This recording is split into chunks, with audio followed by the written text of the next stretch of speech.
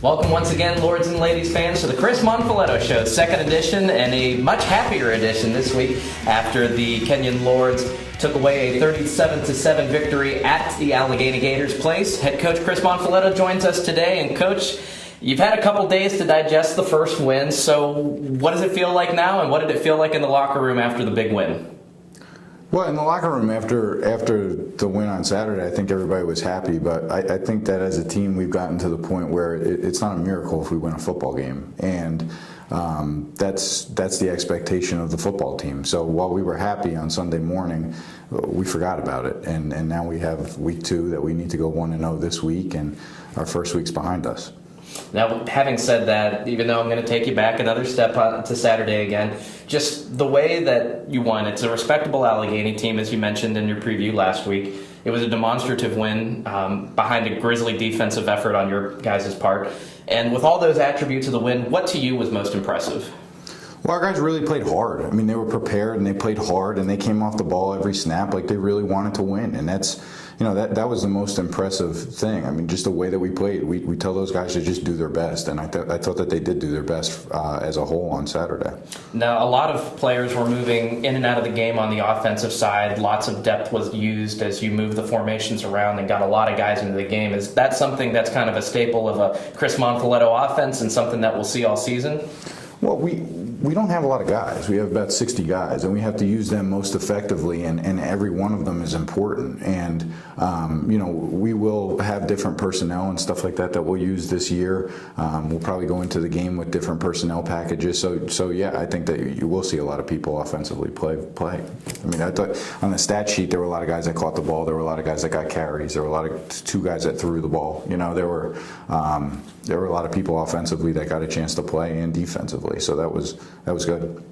Well, you were busy feeding the guys. You were busy getting the buses loaded while we were all listening to the post-game press conference that Allegheny had, and their coach made very good mention and had very high praise for the offensive line for the Kenyon Lords. They bullied their way through. They cleared holes. They kept the quarterbacks for the most part safe. Just talk about the offensive line, since they don't get a lot of praise, but they obviously earned it this week.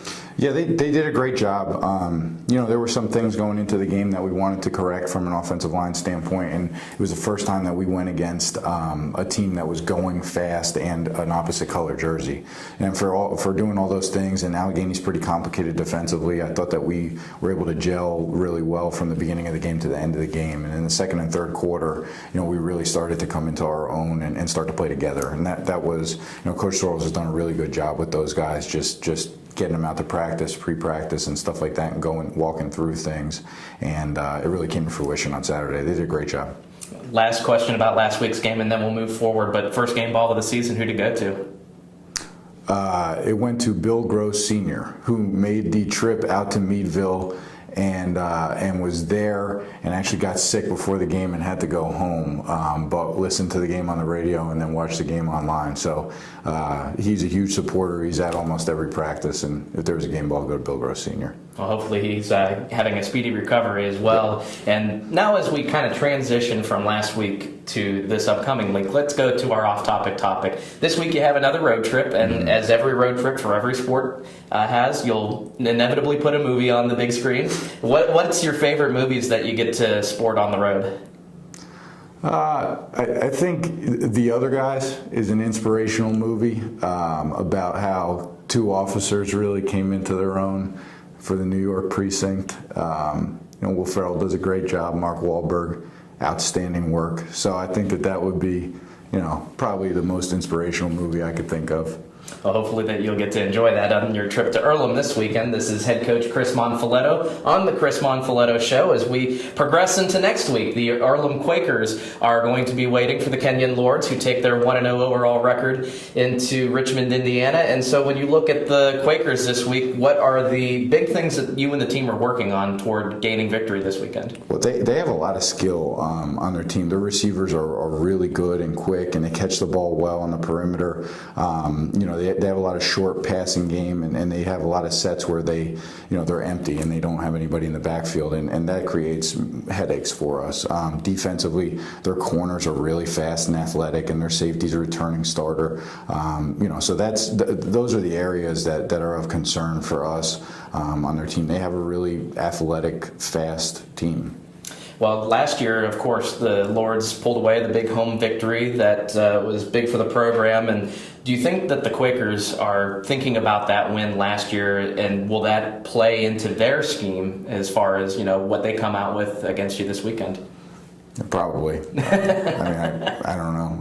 It certainly, we think about that when we go into team games against opponents that we weren't victorious against the previous year, so I'm sure. Now, last week you had two quarterbacks suited up. Max Boyd technically got the start as he took the first snap. Jake Bates came in and played a majority of the game until he left with a minor injury. And then Max came back in and finished out the game.